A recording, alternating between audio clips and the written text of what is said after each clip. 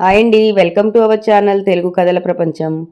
ఇవాళ ఈనాడు ఆదివారం సంచికలోని ఉమాబాల చుండూరు గారు రచించిన నందిత మేదిని అనే కథను వినేద్దామండి. తమ పని మనిషి అనంతకి 3 రోజులుగా జ్వరం అని హాస్పిటల్లో ఉందని తెలిసిన నందిత ఆఫీస్ నుంచి 1 గంట ముందుగా పర్మిషన్ తీసుకొని డైరెక్ట్గా అనంత ఉన్న హాస్పిటల్కి వెళ్ళింది. అది గవర్నమెంట్ హాస్పిటల్. అక్కడ డాక్టర్తో మాట్లాడితే వైరల్ ఫీవర్ అని 1-2 రోజులు ఉంచి పంపిస్తామని చెప్పింది.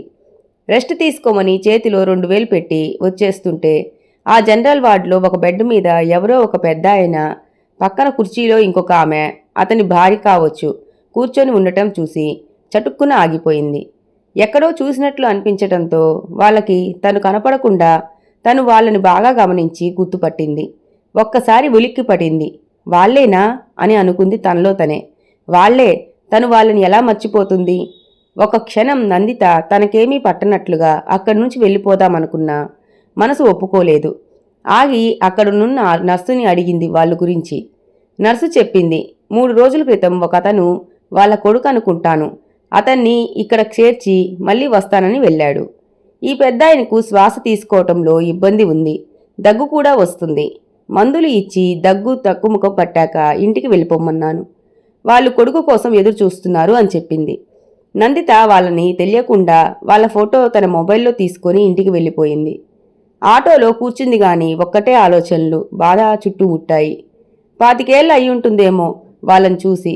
తన జీవితంలో మళ్ళీ ఎదురవుతారనుకోలేదు. ఎక్కడో చదివింది ఈ ప్రపంచం చాలా చిన్నది అని. నిజమే అనిపించింది. ఇంటికి వచ్చాక తన 2 ఏళ్ల కొడుకు పృథ్వీని చూసుకుంటున్న కేర్ టేకర్ లక్ష్మిని పంపించేసింది. తన డ్రెస్ మార్చుకొని అన్నం పప్పు వండి పృథ్వీకి స్నానం చేయించి వాడికి తొందరగా అన్నం పెట్టేసింది. తమ కోసం కూర చేస్తుంటే నందిత భర్త సాకేత్ వచ్చాడు. కొడుకు పృథ్వీతో కాసేపు ఆడుకొని స్నానం చేసి వచ్చేసరికి నందిత వంట ముగించింది. పిల్లాడిని నిద్రపుచ్చసాగింది. పృథ్వీ పడుకోగానే ఇద్దరికీ ప్లేట్లో పెట్టి వడ్డించింది. నందిత డల్గా అన్యమనస్కంగా ఉండటం గమనించాడు సాకేత్. తనే చెప్తుంది కదా అని ఊరుకున్నాడు. పని ముగించుకొని వచ్చి పక్కన కూర్చొని నందితను చూస్తూ అన్నాడు, ఇప్పుడు చెప్పు. ఆశ్చర్యంగా చూసిన నందితను చూసి, నువ్వు ఏదో మదన పడుతున్నావు కదా ఆ విషయం అన్నాడు చిన్నగా నవ్వుతూ. తనని అంతలా గమనించిన సాకేత్ భుజం మీద కృతజ్ఞతగా తలవాల్చి సాయంత్రం తను చూసిన సంఘటన మొత్తం చెప్పింది నందిత. వాళ్ళని నేను గుర్తుపట్టాను సాకేత్. మర్చిపోయే గతమా నాది.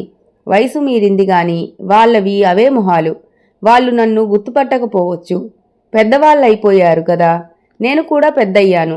25 ఏళ్లలో నాలో కూడా చాలా మార్పులు వచ్చి ఉంటాయి కదా. నాకు 6-7 ఏళ్లున్నప్పుడు చూశాను. ఇప్పుడు నాకు 30 ఏళ్ళు. గతాన్ని మర్చిపోవాలంటారు, వర్తమానంలోనే జీవించాలంటారు. కానీ గాయపరిచిన గతాన్ని ఎలా మర్చిపోగలం సాకేత్ అంది నందిత. వాళ్ళని చీ అనుకొని మొగం తిప్పుకోవచ్చు, వాళ్ళకి బాగా అయిందని సంతోషించవచ్చు. కానీ ఈ మనసుంది చూశావు, ఇదొక పెద్ద సమస్య నాకు. ఎక్కడో వాళ్ళ పట్ల జాలి వేస్తోంది. వాళ్ళని చెడామడా తిట్టాలని అనిపిస్తోంది. వాళ్ళని అలా అనాథల్లా చూస్తుంటే బాధగా కూడా ఉంది. నాలో అన్ని భావాలు కలగలిసి నన్ను తినేస్తున్నాయి. నేనేం చేయాలో అర్థం కావటం లేదు సాకేత్, నువ్వే చెప్పు అంటూ బాధపడింది. అప్పుడన్నాడు సాకేత్, నిజమే, నీ బాధ అర్థమైంది నాకు. ఒక పని చేద్దాం. నేను రేపొద్దున హాస్పిటల్కి వెళ్ళి ఎలాగో వాళ్ళని మన ఇంటికి తీసుకొని వస్తాను. మనం కొన్ని రోజులు ఉంచుకుందాం. తరువాత ఏం చేయాలో నిర్ణయిద్దాం. వాళ్ళ అబ్బాయి వస్తే చూద్దాం. నీకు నచ్చినట్లుగా, నీకు మనశ్శాంతి ఉండేటట్లుగా చేద్దాం. అది ఏదైనా. ఇక నువ్వేమీ ఆలోచించకు అన్నాడు నందితకి భరోసా ఇస్తూ. ఆ రాత్రి పడుకుంటే నందిత కళ్ళ ముందు గతం కదలాడింది. నందితకి తన తల్లిదండ్రులు లీలగా గుర్తుకు వచ్చారు. ఒకరోజు అన్నయ్య, అమ్మ, నాన్న, తను ఫస్ట్ షోకి సినిమాకి వెళ్ళి తమ ఊరికి లాస్ట్ బస్సు తప్పిపోతే 2 ఎడ్ల బండి ఎక్కారు. ఆ చీకట్లో ఏమైందో ఏమో బండి తిరగబడి అందరూ పడిపోవడం తెలుసు. స్పృహ వచ్చేసరికి పెద్దనాన్న, పెద్దమ్మ వాళ్ళు ఏడుస్తూ ఉన్నారు. చుట్టుపక్కల వాళ్ళు జాలిగా చూస్తున్నారు.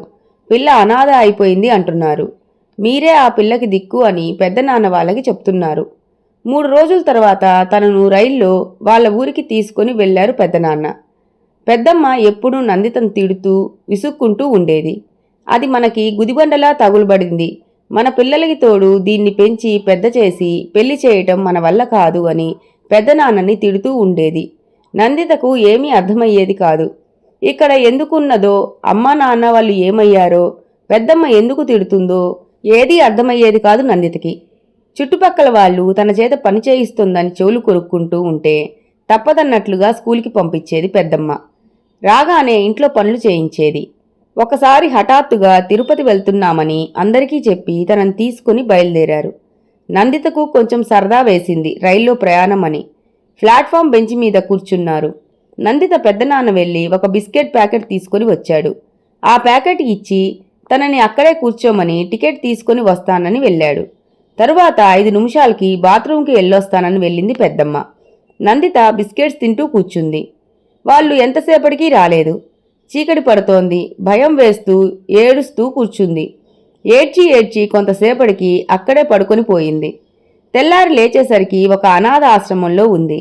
అక్కడ తన పేరు, ఊరు, అమ్మా నాన్నల పేర్లు అడిగారు. నందిత భయంతోనో షాక్తోనో ఏదీ చెప్పలేకపోయింది. ఎవరో మహానుభావుడు అక్కడికి తీసుకుని వచ్చాడట. వాళ్ళు పోలీసులకి ఫిర్యాదు చేశారు. నందిత వాళ్ళ తాలూకా జాడా తెలియలేదు. వాళ్లే నందిత అని పేరు పెట్టి పెంచారు. నెమ్మదిగా నందిత అక్కడ అలవాటు పడసాగింది. చదువుల్లో, స్కూల్లో అన్నిట్లోనూ చురుగ్గా ఉండేది. మంచి పేరు తెచ్చుకొని స్కాలర్షిప్ కూడా సంపాదించుకుంది. టీచర్లు తను అనాథని తెలిసి మరింత ప్రేమగా ఉండేవారు. తను అంత పట్టుదలగా చదువుతుంటే అందరికీ చూపించి మెచ్చుకునేవారు. నందిత మేదిని అంటే ప్రార్థించతగినది అని అర్థం అని తెలుగు మాస్టారు చెప్పేవారు.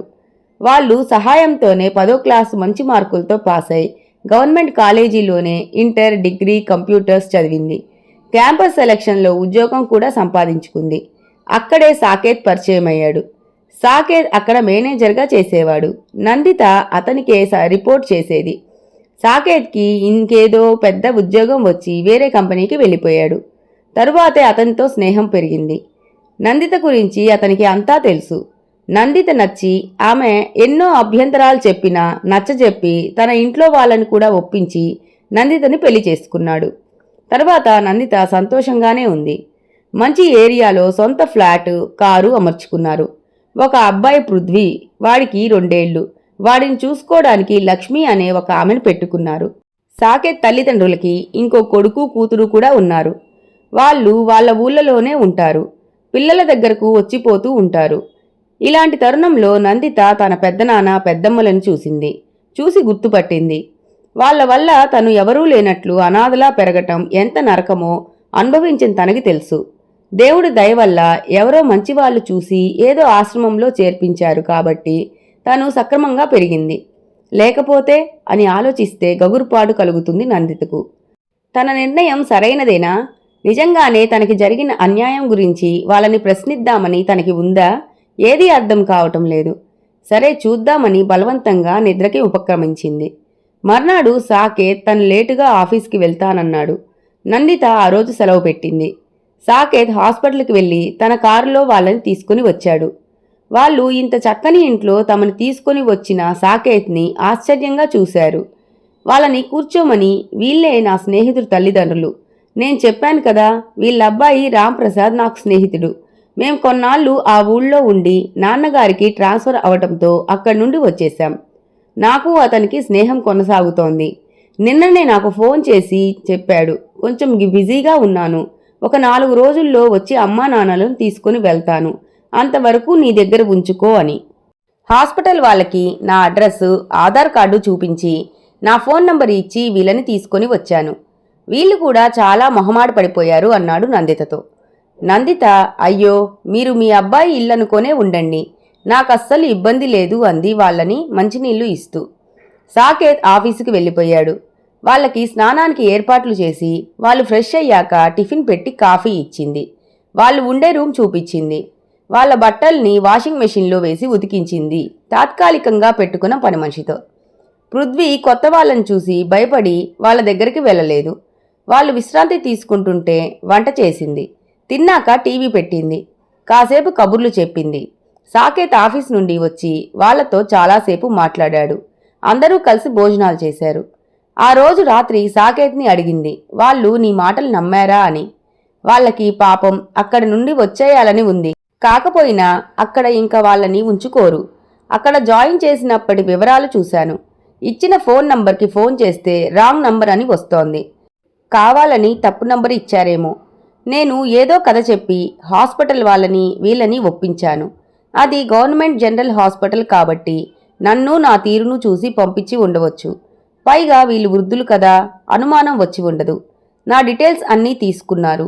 ఫోన్ నంబర్కి రింగ్ చేసి చెక్ చేసుకున్నారు కరెక్టా కాదా అని చెప్పాడు సాకేత్. తల్లిదండ్రుల్ని అలా వదిలేయటం ఎంత అన్యాయం. కానీ వాళ్ళు నీ విషయంలో అలాగే చేశారు కదా.